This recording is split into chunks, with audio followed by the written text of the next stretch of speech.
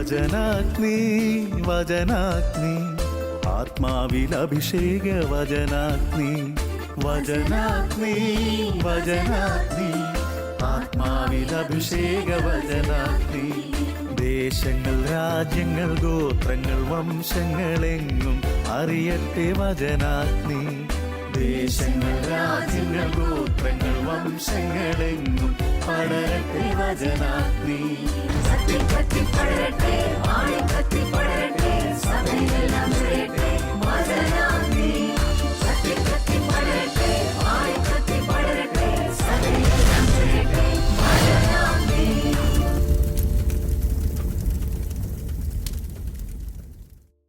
Hallelujah, praise the Lord.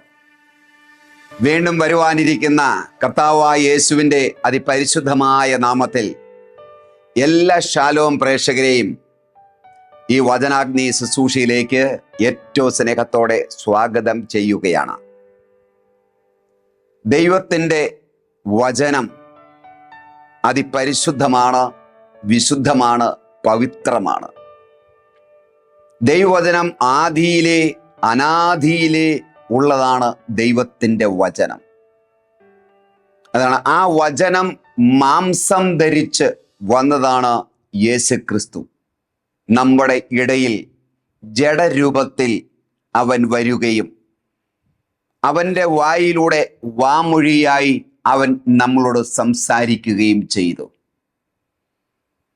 അതാണ് ഈ വചന ശുശ്രൂഷയിലൂടെ എല്ലാം പ്രിയമുള്ളവരുടെ ലക്ഷ്യം എന്ന് പറയുന്നത്.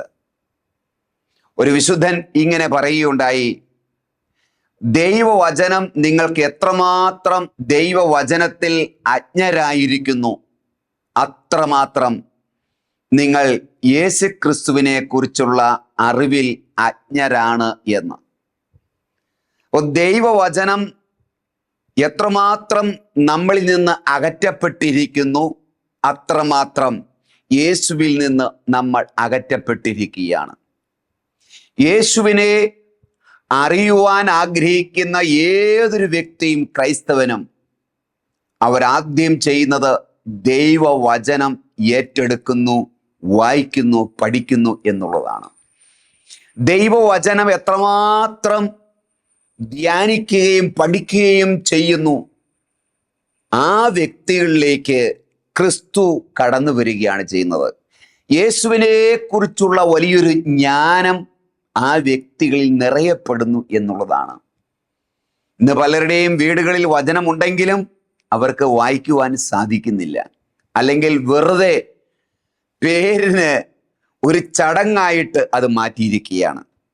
അതുകൊണ്ട് ഏറെ ആഗ്രഹത്തോടെ ദാഹത്തോടെ ദൈവമേ നീ എന്നോട് സംസാരിക്കണമേ, എനിക്ക് നിന്നെ അറിയണം, നിന്നെ അനുഭവിക്കണം എനിക്ക് എന്നുള്ള ദാഹത്തോടെ ദൈവവചനത്തിൻ്റെ മുൻപിൽ നമുക്ക് ആയിരിക്കാം. ഇന്ന് നമ്മൾ ധ്യാനിക്കുന്ന വിഷയം ക്രിസ്തു എന്ന പാറയിൽ പണിയപ്പെടുന്ന ജീവിതങ്ങൾ എന്നാണ്. ക്രിസ്തു എന്ന പാറയിൽ പണിയപ്പെടുന്ന ജീവിതങ്ങളായി നമ്മൾ മാറ്റപ്പെടണം. മത്തായിയുടെ സുവിശേഷം 7-ാം അധ്യായം 24-ാമത്തെ തിരുവചനം ഇങ്ങനെ പറയുകയാണ്, എൻ്റെ വചനം ശ്രവിക്കുകയും അതനുസരിച്ച് ജീവിക്കുകയും ചെയ്യുന്നവർ പാറയിൽ പണിയപ്പെട്ട ഭവനത്തിന് തുല്യരാണ്. പാറയിൽ പണിയുന്ന, വീട് പണിയുന്ന ജ്ഞാനിയായ വ്യക്തിക്ക് തുല്യരാണ് എന്ന് തിരുവചനം പഠിപ്പിക്കുകയാണ്. ആരാണ് ജ്ഞാനിയായ മനുഷ്യൻ?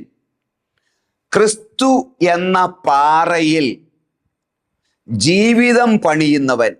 എങ്ങനെയാണ് ക്രിസ്തു എന്ന പാറയിൽ ജീവിതം പണിയുന്നത്? എൻ്റെ ഈ വചനങ്ങൾ, ഹല്ലേലൂയ, എൻ്റെ ഈ വചനങ്ങൾ ശ്രവിക്കുകയും അത് അനുസരിക്കുകയും ചെയ്യുന്നവർ. അപ്പോൾ ഇന്ന് ശ്രോതാക്കൾ ഒത്തിരിയുണ്ട്, വചന ശ്രോതാക്കളുണ്ട്. നമുക്ക് TV തന്നെ തുറന്നാൽ നമ്മുടെ ക്രൈസ്തവ ചാനൽ, നമ്മുടെ ശാലോം തന്നെ നമ്മൾ കാണാറുണ്ട്. എല്ലാ വിവിധങ്ങളായ പ്രോഗ്രാമുകൾ കാണുന്ന അനേകരുണ്ട്. ഇനി കൺവെൻഷൻ സ്ഥലങ്ങളിൽ നമ്മൾ പോകുന്നു. കേരളത്തിൽ 100 കണക്കിന് ധ്യാന കേന്ദ്രങ്ങളുണ്ട്. അപ്പോ ദൈവവചനം ശ്രവിക്കുന്ന ശ്രോതാക്കൾ അനേകരുണ്ട്. എന്നാൽ എത്ര പേര് കേൾക്കുന്ന വചനത്തെ അനുസരിക്കുന്നവരായി മാറുന്നുണ്ട്? ഇതാണ് നമ്മുടെ പ്രധാനപ്പെട്ട വിഷയം. ഇവിടെയാണ് നമ്മൾ ഉറച്ച തീരുമാനങ്ങൾ എടുക്കേണ്ടത്. ദൈവവചനത്തെ അനുസരിക്കുന്ന വ്യക്തികൾ, ദൈവവചനത്തെ ഏറ്റെടുക്കുന്ന വ്യക്തികൾ, അവരവരുടെ ജീവിതത്തിൽ നമ്മൾ കേൾക്കുന്ന വചനം, ധ്യാനിക്കുന്ന വചനം അനുസരിക്കുവാൻ, അത് ഇംപ്ലിമെന്റ് ചെയ്യുവാൻ ശ്രമിക്കുന്ന വ്യക്തികൾ, അവരെ കുറിച്ചാണ് ഈ വചനം പറയുന്നത്. അവർ പാറയിൽ വീട് പണിത ബുദ്ധിയുള്ള മനുഷ്യർക്ക് തുല്യരാണ് എന്ന്. അപ്പോൾ ദൈവവചനം കേൾക്കുന്നവരല്ല, ദൈവവചനം അനുസരിക്കുന്നവർ അവർ ബുദ്ധിയുള്ളവരാണ് എന്ന്. പാറയിൽ പണിത വീട്. അപ്പൊ ഇവിടെ പാറ എന്ന് പറയുന്നത് യേശു ക്രിസ്തുവിനെയാണ് പറയുന്നത്. പാറയിൽ, പഴയ നിയമത്തിൽ പാറയിൽ അടിച്ചപ്പോൾ വെള്ളം ലഭിച്ചു എന്ന് നമുക്ക് കാണുന്നുണ്ട്. പത്രോസിനെ നോക്കി യേശു പറയുന്നുണ്ട്, ഈ പാറമേൽ എൻ്റെ സഭയെ ഞാൻ പണിയും എന്ന്. അപ്പൊ അവിടെ പാറ എന്ന് ഉദ്ദേശിക്കുന്നത് വിശ്വാസത്തിൻ്റെ ആ ഏറ്റുപറിച്ചിലാണ്, ആ വചനത്തെയാണ്. പത്രോസ് പറഞ്ഞ വായിൽ നിന്ന്, പത്രോസിന്റെ വായിലൂടെ പുറത്തേക്ക് വന്ന ആ വിശ്വാസത്തിൻ്റെ പ്രഖ്യാപനം, ഈ പാറമേൽ ഞാൻ എൻ്റെ സഭയെ പണിയും. അപ്പൊ ഇവിടെ പാറ എന്ന് ഉദ്ദേശിക്കുന്നത് സത്യമായും അത് യേശുവിനെ തന്നെയാണ് സൂചിപ്പിക്കുന്നത്. അപ്പൊ യേശു എന്ന പാറയിൽ എങ്ങനെയാണ് നമുക്ക് ഭവനം പണിയാൻ പറ്റുന്നത്? ഇവിടെ ഭവനം എന്ന് ഉദ്ദേശിക്കുന്നത് നമ്മൾ ഉണ്ടാക്കുന്ന വീടിനെ കുറിച്ചല്ല. വീട് വേറെ, ഭവനം വേറെ. ഇവിടെ ഭവനം എന്ന് ഉദ്ദേശിക്കുന്നത്, പ്രിയമുള്ളവരെ, നമ്മുടെ ജീവിതമാണ്, നമ്മുടെ ആത്മീയ ജീവിതത്തെയാണ് ഇവിടെ ഭവനം എന്ന് ഉദ്ദേശിക്കുന്നത്. അപ്പൊ ഈ ആത്മീയ ജീവിതം പണിത് ഉയർത്തേണ്ടത് ഏത് പാറമേലാണ്? യേശു എന്ന പാറമേൽ വേണം പണിയാനായിട്ട്. യേശു എന്ന പാറയിൽ പണിതെടുക്കപ്പെടുന്ന, പണിത് ഉയർത്തപ്പെടുന്ന ഒരു ആത്മീയ ജീവിതമായിരിക്കണം നമ്മുടേത്. അപ്പൊ യേശു എന്ന പാറയിൽ എങ്ങനെയാണ് നമ്മുടെ ആത്മീയ ജീവിതം പണിത് ഉയർത്തുവാൻ നമുക്ക് സാധിക്കുന്നത്? അത് വചനം അനുസരിക്കുന്നതിലൂടെയാണ്. യേശുവിൻ്റെ വായിൽ നിന്ന് പുറപ്പെട്ട അല്ലെങ്കിൽ എഴുതപ്പെട്ട പൊതു വെളിപാട് എന്ന് പറയും. യേശുവിലൂടെ നമുക്ക് ലഭിച്ച പൊതു വെളിപാട്, അതാണ് ഈ അന്ത്യകാലഘട്ടങ്ങളിൽ എല്ലാവരുടെ രക്ഷയ്ക്കായി ക്രിസ്തുവിലൂടെ വെളിപ്പെട്ട രക്ഷാകര പ്രവൃത്തി എന്ന് പറയുന്നത്, പൊതു വെളിപാട്. അപ്പൊ യേശു നമ്മളോട് സംസാരിച്ച ഓരോ വചനങ്ങളും ആ വചനത്തെ കണ്ണം പൂട്ടി അനുസരിക്കുക എന്ന് പറയും. മനസ്സിലായോ? അന്ധമായി വിശ്വസിക്കുക, അതിനെയാണ് ശരിക്കും വിശ്വാസം എന്ന് പറയുന്നത്. ചില പറയാറുണ്ട് ചുമ്മാ അന്ധമായി ഒന്നും വിശ്വസിക്കരുത് എന്ന് ചിലർ പറയാറുണ്ട്. സത്യത്തിൽ എന്താണ് അന്ധമായി വിശ്വസിക്കുക എന്ന് പറഞ്ഞാൽ? അത് പൂർണ്ണമായിട്ടും വിശ്വസിക്കുക എന്നുള്ള അതിൻ്റെ ഒരു ഭാഷാ ശൈലിയാണ് അന്ധമായി വിശ്വസിക്കുക എന്ന് പറയുന്നത്. അപ്പൊ യേശുവിൽ അന്ധമായിട്ടങ്ങ് വിശ്വസിച്ചാൽ പിന്നെ ഈ വ്യക്തി ഭയപ്പെടേണ്ട ആവശ്യമില്ല. അത് ക്രിസ്തുവിൽ നങ്കൂരം ഇട്ടതിന് തുല്യമാണ്. Hallelujah, hallelujah. ഈ ശബ്ദം കേൾക്കുന്ന എൻ്റെ സഹോദരങ്ങളെ, സഹോദരിമാരെ, അപ്പോൾ നമ്മുടെ ജീവിതം നമ്മൾ പണിത് ഉയർത്തേണ്ടത് യേശു എന്ന പാറയിലാണ്. മണ്ണിൻ്റെ മുകളിൽ പണിയരുത്, പൂഴിയുടെ മുകളിൽ പണിയരുത്, വെള്ളത്തിൽ വെറുതെ വീട് വെക്കാൻ നമ്മൾ പോകരുത്. വെള്ളത്തിൽ ഒരു വര വരച്ചാൽ എങ്ങനെ ഇരിക്കും? ആ വര വരച്ച് തീരുമ്പോൾ പിന്നെ വര കാണിയേര. ഇന്ന് പലരും അവരുടെ ജീവിതം പണിയുന്നത് ലോകത്തിൻ്റെ ഭാഷകളിലാണ്, ലോകത്തിൻ്റെതായ അഭിപ്രായങ്ങൾ അനുസരിച്ച. ലോകം എന്തു പറയുന്നു, സമൂഹം എന്തു പറയുന്നു, ഓരോ രാജ്യങ്ങളിലെ സിസ്റ്റങ്ങൾ എന്താണ്, അതിനനുസരിച്ചാണ് ഇന്ന് മനുഷ്യർ അല്ലെങ്കിൽ ക്രിസ്ത്യാനികൾ അവരുടെ ജീവിതത്തെ ബിൽഡപ്പ് ചെയ്യുന്നത്, അവരുടെ ജീവിതത്തെ നയിക്കുന്നത് സമൂഹം പറയുന്നതനുസരിച്ചാ, മറ്റ് പുസ്തകങ്ങൾ പറയുന്നതനുസരിച്ചാ. നിരീശ്വരവാദ പുസ്തകങ്ങൾ എന്തു പറയുന്നു, രാഷ്ട്രീയ പുസ്തകങ്ങൾ എന്തു പറയുന്നു, ശാസ്ത്രത്തിന്റെ പുസ്തകങ്ങൾ എന്തു പറയുന്നു, രാഷ്ട്രീയ പാർട്ടിക്കാർ എന്തു പറയുന്നു, യുക്തിവാദികൾ എന്താണോ പറയുന്നത്, അതാണ് ഇവരുടെ വേദവാക്യമായിട്ട് ഇന്ന് നല്ല ശതമാനം ആൾക്കാരിലേക്ക് കടന്നു കൂടിക്കൊണ്ടിരിക്കുകയാണ്. മതമില്ല, മനുഷ്യന് മതം വേണ്ട, അങ്ങനെ ആശയം കയറി വരികയാണ്. അപ്പൊ ഇവിടെയാണ് പ്രിയമുള്ളവരെ, ദൈവമക്കളായ നമ്മൾ, ക്രൈസ്തവരായിരിക്കുന്ന നമ്മൾ, ക്രിസ്തുവിൽ ജനിക്കപ്പെട്ട നമ്മൾ, പിതാവിൻ്റെയും പുത്രന്റെയും പരിശുദ്ധാത്മാവിൻ്റെയും നാമത്തിൽ മാമോദീസ സ്വീകരിച്ച ഏതൊരു വ്യക്തിയും ക്രിസ്തുവിൽ അടിസ്ഥാനമിട്ട് ക്രിസ്തു എന്ന പാറയിൽ വേണം നമ്മുടെ ജീവിതത്തെ പണിത് ഉയർത്തുവാൻ. ഹല്ലേലൂയ. പത്രോസ്ലീഹ എഴുതിയ ഒന്നാമത്തെ ലേഖനം 2-ാം അധ്യായം 21-ാമത്തെ തിരുവചനം വളരെ മനോഹരമായ അർത്ഥവത്തായ ഒരു തിരുവചനമാണ്. അവിടെ ഇങ്ങനെ പറയാണ്, എന്തെന്നാൽ ക്രിസ്തു നിങ്ങൾക്ക് വേണ്ടി സഹിക്കുകയും നിങ്ങൾ അനുകരിക്കുന്നതിനു വേണ്ടി നിങ്ങൾക്ക് മാതൃക നൽകുകയും അവൻ ചെയ്തിരിക്കുന്നു. കണ്ടോ? ക്രിസ്തു നിങ്ങൾക്ക് വേണ്ടി സഹിക്കുകയും നിങ്ങൾ അനുകരിക്കേണ്ടതിന് നിങ്ങൾക്കൊരു മാതൃക നൽകുകയും ചെയ്തിരിക്കുക. അപ്പൊ യേശു ഏറ്റവും നല്ല ഒരു മാതൃക നൽകുന്ന വ്യക്തിയാണ്. യേശുവിൽ മാത്രമേ മാതൃകയുള്ളൂ. നമ്മൾ അനുകരിക്കേണ്ടതിന് യേശു എത്രമാത്രം സഹിച്ചു എന്ന് നിങ്ങൾ ചിന്തിക്കുവിൻ. അപ്പൊ യേശു തന്നെ പീഡിപ്പിച്ച വ്യക്തികളോട്, പട്ടാളക്കാരോട്, പരീശന്മാരോട്, പ്രമാണിമാരോട്, സമൂഹത്തോട് തന്നെ എത്രമാത്രം പീഡിപ്പിച്ചു, വേദനിപ്പിച്ചു, മർദ്ദിച്ചു, അപമാനിച്ചു, ഒറ്റപ്പെടുത്തി, തന്നെ ക്രൂശിൽ തറച്ചു കൊന്ന അവരോട് എങ്ങനെയാണ് പ്രതികരിച്ചത്?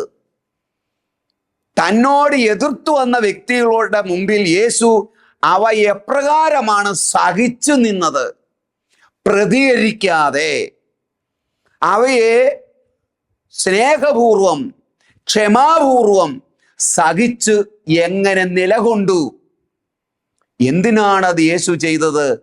തിരുവചനം വ്യക്തമായി പഠിപ്പിക്കുകയാണ്, നമുക്ക് ഒരു മാതൃക നൽകേണ്ടതിന്. ഹല്ലേലൂയ. അപ്പൊ യേശു കുരിശിൽ മരിച്ചത് നമ്മുടെ പാപത്തിന് വേണ്ടി മാത്രമല്ല, പിന്നെയോ നമുക്ക്, അവനെ അനുഗമിക്കുന്ന ഏതൊരു വ്യക്തിക്കും ഒരു മാതൃകയായിട്ട് അവൻ മാറ്റപ്പെടുകയാണ്. മാതൃക നൽകുന്നതിന് വേണ്ടിയാണ് യേശു അപ്രകാരം മുഴുവൻ സഹിച്ചത്. ഹല്ലേലൂയ. അപ്പോൾ യേശുവിനെ നമ്മൾ അനുകരിക്കുന്നതിൽ പ്രിയമുള്ളവരെ, അവൻ നമുക്ക് വലിയൊരു മാതൃകയാണ്. മറ്റുള്ളവരുടെ മനോഭാവത്തിൽ നമുക്കെതിരെ ഒളിയമ്പുകൾ അയക്കുന്ന വ്യക്തികൾ, നമുക്കെതിരെ നമ്മളെ പീഡിപ്പിക്കുന്ന വ്യക്തികൾ, നമുക്കെതിരെ അപഖ്യാതികൾ പറയുന്ന വ്യക്തികൾ, നമ്മളെ തഴയുന്ന, നമ്മളെ ഒറ്റപ്പെടുത്തുന്ന, നമ്മളെ മാറ്റി നിർത്തുന്ന ദുരാരോപണങ്ങൾ നമ്മൾക്കെതിരെ നടത്തുമ്പോൾ ഒക്കെ നമ്മളെ വഞ്ചിക്കുന്ന, പറ്റിക്കുന്ന വ്യക്തികളൊക്കെ ഒരുപക്ഷെ നമ്മുടെ ചുറ്റുപാടും കാണുമായിരിക്കാം. നമ്മൾ ലോകത്ത് ജീവിക്കുന്നതുകൊണ്ട് തീർച്ചയായും ഇത് സംഭവിക്കും. അപ്പോൾ നമുക്കെതിരെ ഇങ്ങനെ ഉണ്ടാകുന്ന ഈ പ്രശ്നങ്ങളുടെ മുമ്പിൽ നമ്മൾ ഏത് മനോഭാവമാണ് നമ്മൾ എടുക്കേണ്ടത്, എപ്രകാരമാണ് ഇതിനെ നമ്മൾ ഫേസ് ചെയ്യേണ്ടത്, നമുക്ക് ഇതിനോടുള്ള നമ്മുടെ പ്രതികരണം എങ്ങനെയായിരിക്കണം? അതിനാണ് ക്രിസ്തു നമുക്കൊരു മാതൃക കാണിച്ചു തന്നു എന്ന് ബൈബിൾ പറയുന്നത്. അപ്പോൾ ലോകത്തിലുള്ള ഏതൊരു വ്യക്തിക്കും ഏറ്റവും സ്വീകരിക്കാവുന്ന ഒരു മാതൃക യേശുവാണ്. യേശുവിനേക്കാൾ വലിയൊരു മാതൃക നൽകാൻ ലോകത്തിൽ ഇന്നേ വരെ ആർക്കും സാധിച്ചിട്ടില്ല. അപ്പൊ ഈ മാതൃക നമ്മൾ സ്വീകരിക്കുക നമ്മുടെ ജീവിതത്തിൽ. അത് പാറയിൽ പണിയുന്ന ഒരു അടിസ്ഥാനമായിരിക്കും. നമ്മുടെ ആത്മീയ ജീവിതത്തെ പടുതുയർത്തുന്ന, കെട്ടിപ്പടുക്കുന്ന ഒരു വലിയൊരു അനുഭവമായിരിക്കും അത്. ഇത് യേശു നമുക്ക് നൽകുന്ന വലിയൊരു മാതൃകയാണ്. Hallelujah, praise the Lord. Ephesus 4:20 വിശുദ്ധ പൗലോസ്ലീഹ നമ്മളോട് പറയുകയാണ്, എല്ലാവിധ അശുദ്ധിയിലും പാപത്തിലും അഴിഞ്ഞാട്ടങ്ങളിലും നിങ്ങൾ ഇതുവരെയും മുഴുകി. എന്നാൽ ഇതല്ല നിങ്ങൾ യേശുക്രിസ്തുവിൽ നിന്ന് പഠിച്ചത്. യേശുക്രിസ്തു നമ്മളെ പഠിപ്പിച്ചത് ഇവയൊന്നുമല്ല. യേശു തൻ്റെ ജീവിതത്തിലൂടെ ഒരു വിശുദ്ധ ജീവിതം എങ്ങനെ നയിക്കണമെന്നും പാപത്തോടും ലോകത്തോടും ഏത് മനോഭാവത്തിൽ അതിനെ നേരിടണമെന്നും തൻ്റെ ജീവിതത്തിലൂടെ യേശു വെളിപ്പെടുത്തി. പൗലോസ് പറയുകയാണ്, നിങ്ങൾ ഇപ്പോൾ ചെയ്തുകൊണ്ടിരിക്കുന്ന പാപകരമായ ലോക സുഖങ്ങളുടെ പിന്നാലെയുള്ള നിങ്ങളുടെ ജീവിതം ഇതല്ല ക്രിസ്തു നമ്മളെ പഠിപ്പിച്ചത്. ക്രിസ്തുവിൽ നിന്ന് നമ്മൾ പഠിക്കേണ്ടത് ഇതല്ല എന്ന് വിശുദ്ധ പൗലോസ്ലീഹ വ്യക്തമായി നമ്മളെ പഠിപ്പിക്കുകയാണ്. പ്രിയമുള്ളവരെ, ലോകത്തോടുള്ള നമ്മുടെ മനോഭാവം, ലോകത്തിൽ ഇപ്പോൾ വളർന്നു വരുന്ന പല രീതികൾ, ജീവിത രീതികൾ, ആഘോഷങ്ങള്, അനുഷ്ഠാനങ്ങള്, വളരെ മോശമായ വൾഗർ ആയിട്ടുള്ള ഡാൻസും പാട്ടും കൂത്തുകളും പരിപാടികളും, നമ്മൾ ഇതിൻ്റെ പുറകെ പോകേണ്ടവരല്ല. ഇന്നത്തെ യുവജനങ്ങൾ, പ്രത്യേകിച്ച് ഈ ചെറുപ്പക്കാരായ മക്കൾ, ഇങ്ങനെയുള്ള പാട്ടും കൂത്തും അതിൻ്റെ അർത്ഥങ്ങളോ വളരെ മോശമായ പാട്ടുകളാണ്. നമ്മുടെ പൊതുസ്ഥലങ്ങളിലൊക്കെ അങ്ങനെയുള്ള മ്യൂസിക് ഇട്ടുകൊണ്ട് ചെറുപ്പക്കാരെ തുള്ളിച്ചാടുന്ന അനുഭവങ്ങൾ നമ്മുടെ ചുറ്റും നമുക്ക് കാണുവാൻ സാധിക്കും. ബൈബിൾ പറയുന്നു, പൗലോസ്ലീഹ നമ്മളെ ഓർമ്മപ്പെടുത്തുന്നു, ഇതല്ല ക്രിസ്തുവിൽ നിന്ന് നമ്മൾ പഠിച്ചത്. യേശുവിൽ നിന്ന് നമ്മൾ പഠിച്ചത്. പ്രിയമുള്ള ചെറുപ്പക്കാരെ, ഞാൻ സ്നേഹത്തോടെ പറയട്ടെ, നമ്മൾ നമ്മുടെ ദേവാലയങ്ങളിൽ നിന്ന്, ചെറുപ്പത്തിൽ നമ്മുടെ മാതാപിതാക്കളിൽ നിന്ന്, നമ്മുടെ മതാധ്യാപകരിൽ നിന്ന് പഠിച്ചതൊന്നും ഇതല്ല. നമ്മൾ പഠിച്ച വിശുദ്ധമായ ജീവിത രീതി, ക്രിസ്തുവിനെ ഫോക്കസ് ചെയ്തുകൊണ്ട്, ക്രിസ്തുവിൻ്റെ ആധ്യാത്മികതയ്ക്ക് ചേരാത്ത എല്ലാ പാപത്തെയും, പാപ സ്വഭാവങ്ങളെയും, പാപകരമായ ജീവിതങ്ങളെയും വെറുത്തുപേക്ഷിക്കേണ്ടത് നമുക്ക് ആവശ്യമാണ്.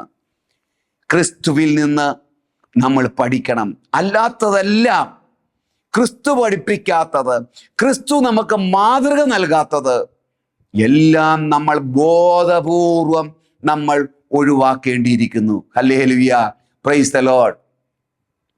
അപ്പോൾ യേശു നമുക്ക് നല്ല ഒരു മാതൃകയാണ്.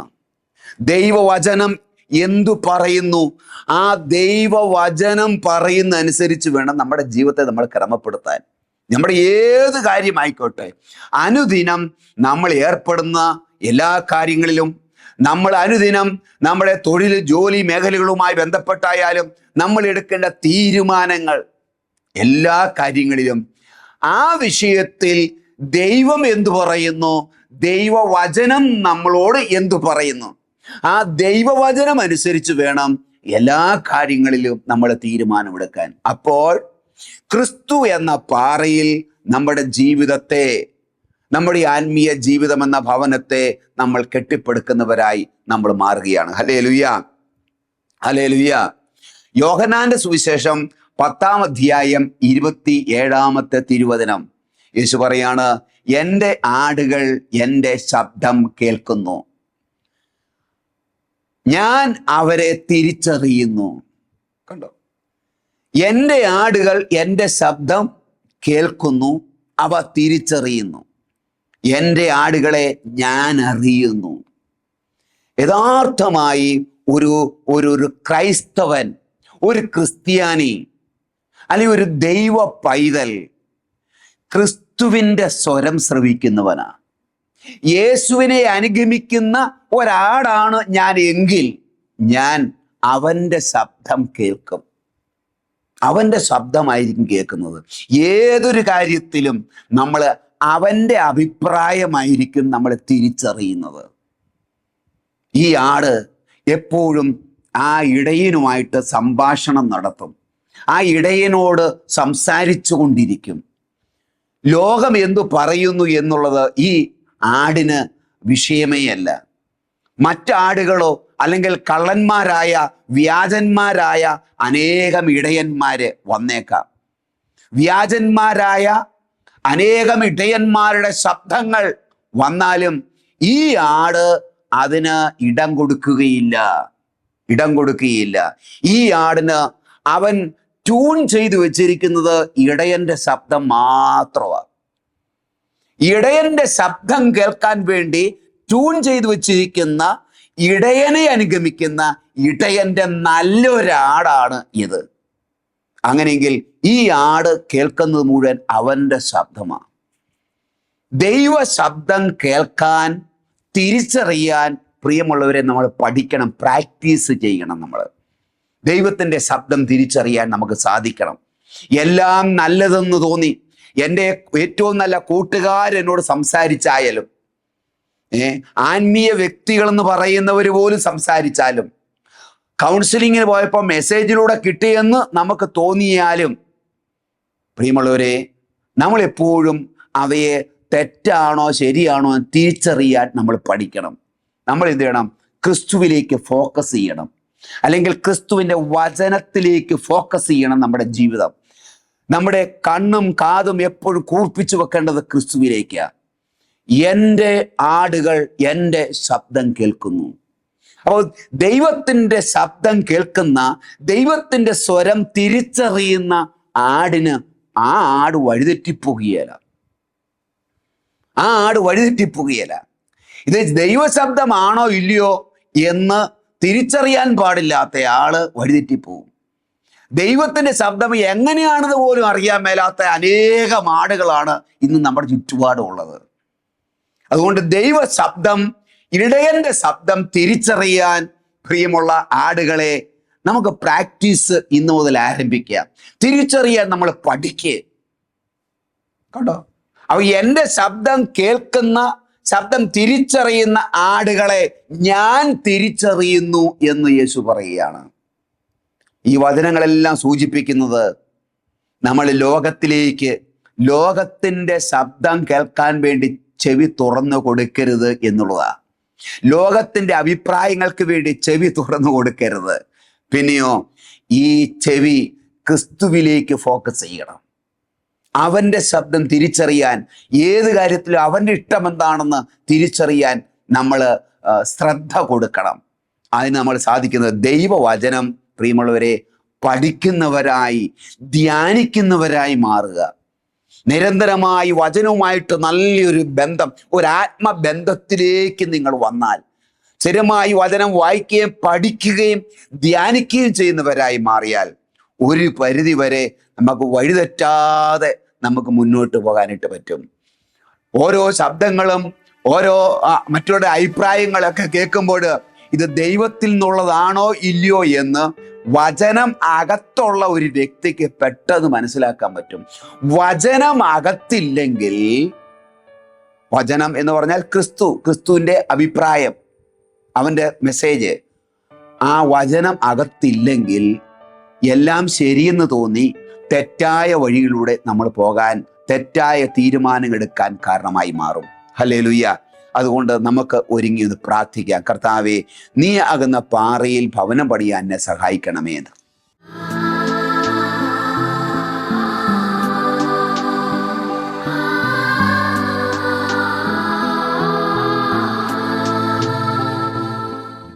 കനുവാനും സ്നേഹതയുമായ നല്ല ദൈവമേ കർത്താവേ, നന്ദിയോടെ നിന്നെ സ്തുതിക്കുന്നു, ആരാധിക്കുന്നു, മഹത്വപ്പെടുന്നു കർത്താവേ.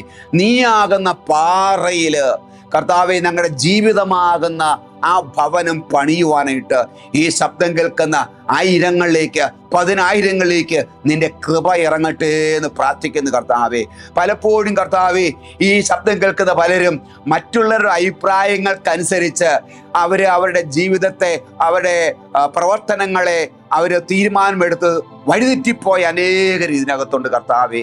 യേശുവേ, ഏതൊരു കാര്യത്തിലും ദൈവം നീ എന്താണ് ഞങ്ങളോട് പറയാൻ ആഗ്രഹിക്കുന്നത്, നിന്റെ ഇഷ്ടം എന്താണ്, നിന്റെ ആഗ്രഹം എന്താണ്, അത് വചനത്തിലൂടെ തിരിച്ചറിയുവാനും അങ്ങയുടെ വചനം തിരിച്ചറിയുന്ന നല്ല ആടുകളായി ഞങ്ങളുടെ ജീവിതത്തെ ക്രമപ്പെടുത്തുവാനും കർത്താവ് ഈ മക്കളെ നീ അനുഗ്രഹിക്കണമേ. നിന്റെ വചനം തിരിച്ചറിയുവാൻ, വചനത്തെ അനുസരിക്കുവാൻ, അങ്ങനെ ഒരു വിശുദ്ധ ജീവിതം പണിതുയർത്തുവാൻ ഈ ശബ്ദം കേൾക്കുന്ന എല്ലാവരിലേക്കും വചനത്തിന്റെ അഭിഷേകം, വചനത്തിന്റെ അഗ്നി, വചനാഭിഷേകം എല്ലാ മക്കളുടെ മേലും വ്യാപരിക്കട്ടെ, ഇപ്പോൾ തന്നെ നിറയട്ടെ കർത്താവേ. Hallelujah, hallelujah, hallelujah. നിന്നെ എങ്ങനെ സ്നേഹിക്കുന്നു അതുപോലെ തന്നെ നിന്റെ വചനത്തെ സ്നേഹിക്കുന്നവരായി ഇവരെ നീ മാറ്റണമേ എന്ന് പ്രാർത്ഥിക്കുന്നു. വചനം അനുസരിക്കുന്നവരായി ഇവരെ മാറ്റണമേ എന്ന് പ്രാർത്ഥിക്കുന്നു. പരിശുദ്ധാത്മാവേ, ഒരു പുത്തൻ അഭിഷേകം എല്ലാവരുടെ മേലും വ്യാപരിക്കട്ടെ. വലിയൊരു ഉണർവിന്റെ അഭിഷേകം എല്ലാ മക്കളുടെ മേലും വ്യാപരിക്കട്ടെ എന്ന് പ്രാർത്ഥിക്കുന്നു. Hallelujah, hallelujah, hallelujah. യേശുവേ, ആരാധന, ആരാധന, ആരാധന, ആരാധന. Hallelujah, hallelujah, hallelujah, hallelujah. ദൈവമേ നന്ദി, ദൈവമേ നന്ദി, ദൈവമേ സ്തോത്രം. Hallelujah, hallelujah, hallelujah. Praise the Lord. God bless you. Amen.